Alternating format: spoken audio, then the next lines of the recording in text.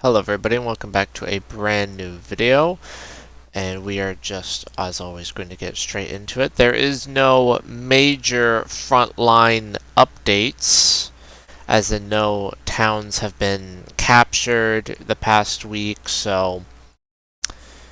However, there are some reports that Wagner forces have established some sort of bridgehead on the west of the Bakhmutske River in the very important city of Bakhmut, and that the Russian forces have captured this water treatment plant up here. So we're entering this sort of stage of urban warfare where stuff like water treatment plants and industrial facilities, like parts of the city itself, are important, and that little chunks of the city, those chunks being captured or defended, is what matters a lot.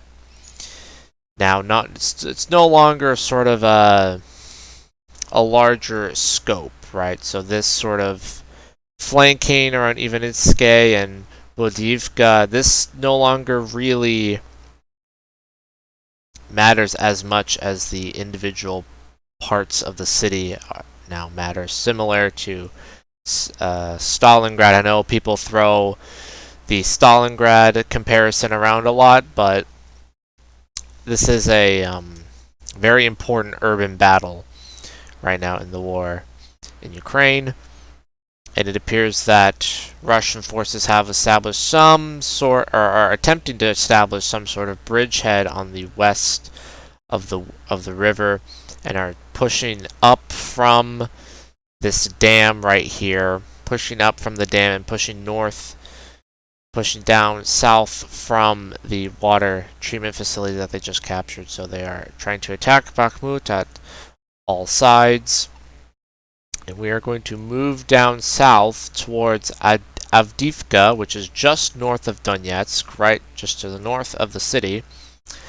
And Russian forces are pushing in this direction, and they have captured this sort of area here to the west of Volyan, and they are continuing to try and push, and it appears that they are trying to encircle the city, or do what they usually do, which is leave only one route out of the city open. So they are attacking these towns to the west of Avdiivka, and they're attacking Krasnohorivka. Up here there are battles, and Kamyanka as well. They were attacking this town, and so it appears that there is a large offensive being conducted around and for Avdiivka.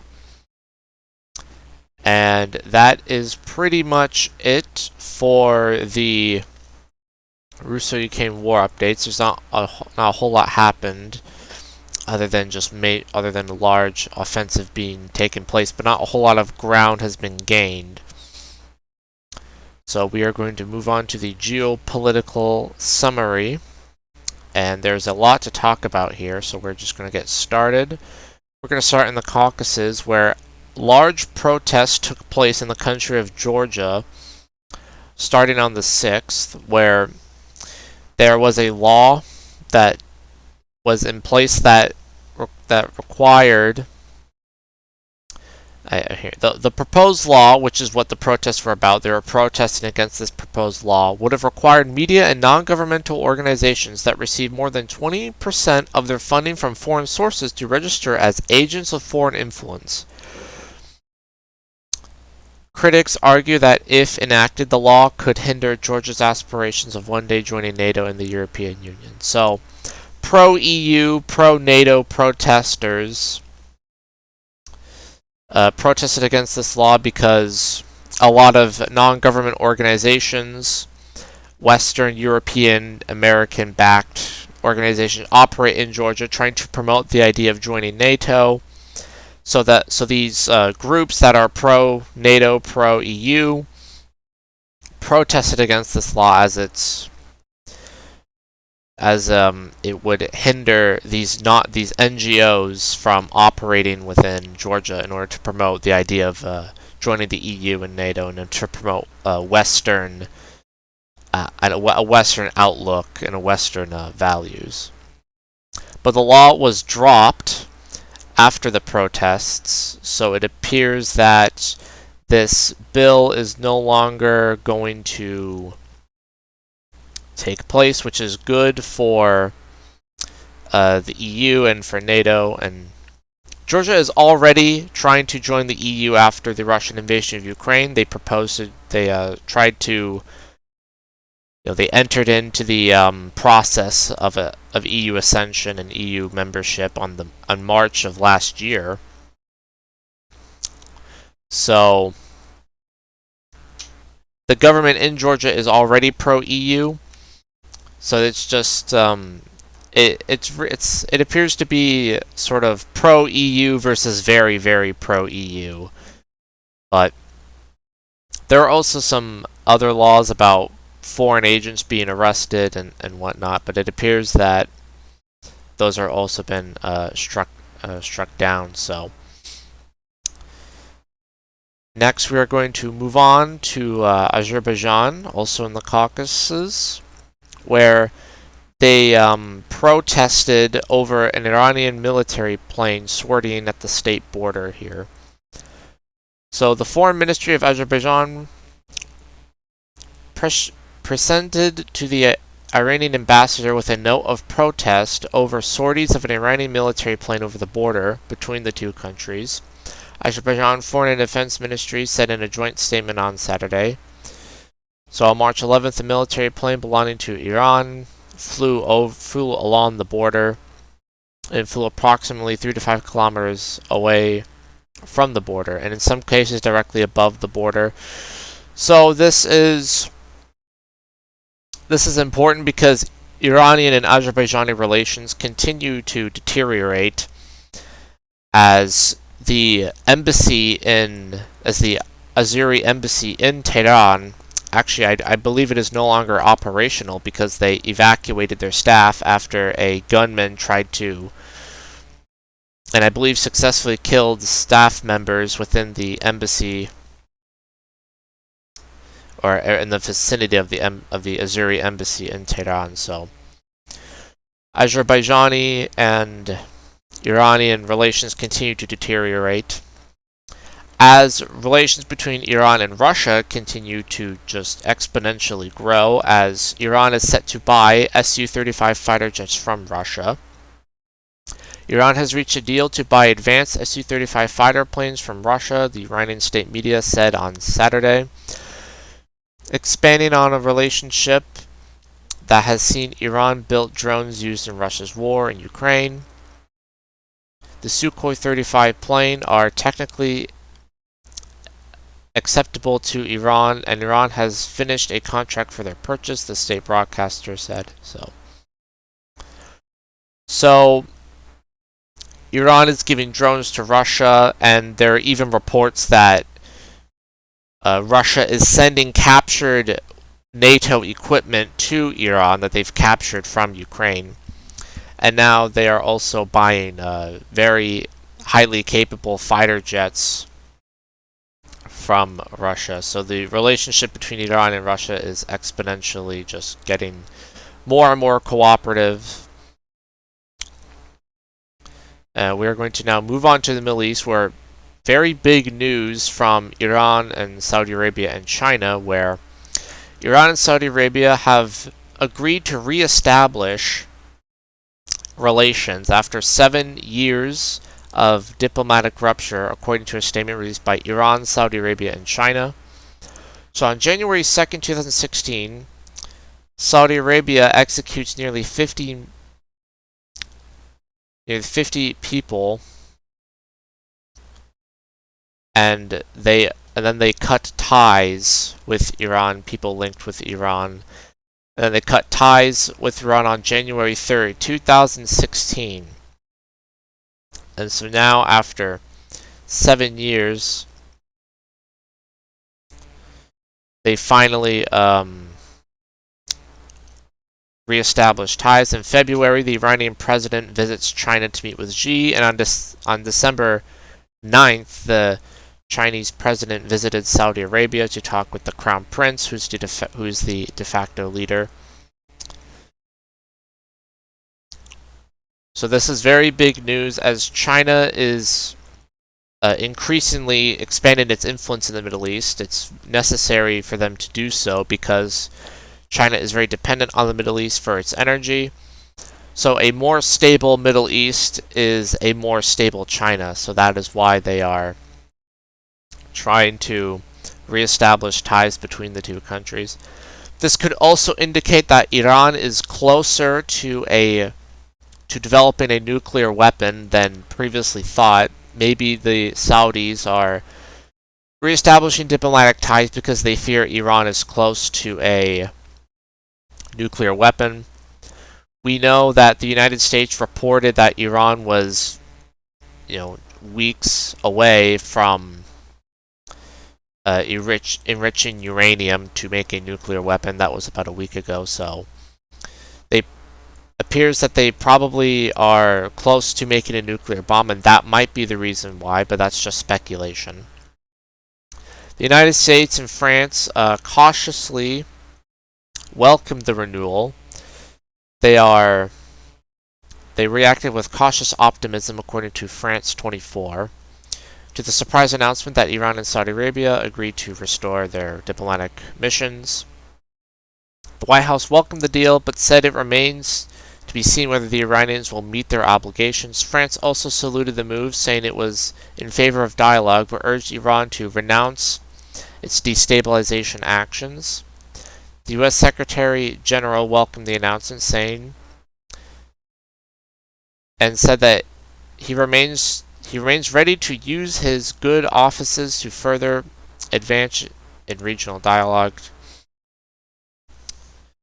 So the West is they approve of this, but they are obviously wary of Iran, as the NATO and the EU and the United States of our enemies with Iran. So, but this is good for stability in the region. However, this could also be taken as an indication that Saudi Arabia is moving further away from the West and moving closer towards China in terms of its diplomatic relations. There's also some economic news from Lebanon and Egypt where the electricity crisis in Lebanon, where people aren't able to afford electricity, and in Egypt where food is just increasingly becoming more and more expensive. Annual inflation rose to 33% in February in Egypt, and as well as in Lebanon, inflation is very bad. And the Middle East and this is reflective of the war in Ukraine. It's also reflective of just general deglobalization. In my opinion, the world is becoming less globalized in terms of, not in terms of communication, but in terms of trade, and free trade in particular is on the downturn. Countries aren't really accepting the principles of free trade and are moving towards more protectionist stances, especially the United States, with China is moving towards more protectionist stances, as Joe Biden has really continued the Trump administration's policies, although in a different way of protectionism. So, the poorer and developing countries of the world are being hit hard by the COVID-19 pandemic, which caused a lot of economic turmoil that still many countries have not recovered from, as well as the war in Ukraine, and as well as increasing global tensions between various countries. We're going to move over to China, where Xi Jinping has gotten a third term, secured a president breaking third term as president of China on Friday during a parliamentary session in which he tightened his control of the world's second largest economy and emerged from a COVID slump and diplomatic challenges mount. So the nearly 3,000 people voted unanimously to vote for Xi Jinping. So Xi Jinping has secured a third term after in 2018 he abolished the term limits. So he is basically going to be president for the rest of his life, unless something truly unprecedented happens. Unless something, completely out of left field, like a huge scandal or something were to hit. But he's basically going to be president of China for as long as he still remains alive. He has also appointed Li Qinan, I believe that's how you pronounce it, as he retains China's premiership. So I'm not too sure about who this person is, but you can click on the link in the description and you can read the article for yourself, or you just find the article and read it for yourself here. But it says here that he was a sort of a career bureaucrat, a very pragmatic person here, a practical pragmatist. So he's been known for overseeing the harrowing COVID lockdowns of Shanghai. So he's the person responsible for the brutal lockdowns in China, the very, very strict and tight lockdowns, and he is retaining his premiership, which is, to my knowledge, sort of like the vice president, the second in command to the chairman. We are going to move over towards some news from the European Union, where Jens Stoltenberg on Thursday launched a new attempt to get Finland and Sweden accepted as members of NATO, as of course Turkey is blocking their ascension into NATO for various reasons. But they are trying to do everything they can to get Sweden and Finland into NATO, renewing their efforts to try and convince Turkey to approve of their membership. And some very interesting news: the mother of Yevgeny Prigozhin, who is the leader of the Wagner private military company, won an appeal against EU sanctions, which is very strange. The favor is a rare example, or the decision is a rare example of an individual successfully contesting EU sanctions over Russia's invasion of Ukraine. The EU has imposed measures of over 1,700 people and entities. So this is strange news, but I thought it was interesting because it's very rare that that a Russian is able to overturn sanctions regarding the West and EU. So I thought that was very interesting. And over in the United States, Biden is aiming to try and counter Chinese influence in the Pacific with new spending. So President Joe Biden proposed a federal budget that included more than $7.1 billion in funding for the Marshall Islands, Micronesia, and Peleliu. The money is included in the $63.1 billion request for the State Department and United States Agency for International Development. So Joe Biden and the current administration, of course, is trying to counter U.S. or Chinese influence across the world and in the Pacific by obviously giving them more money and investments and development.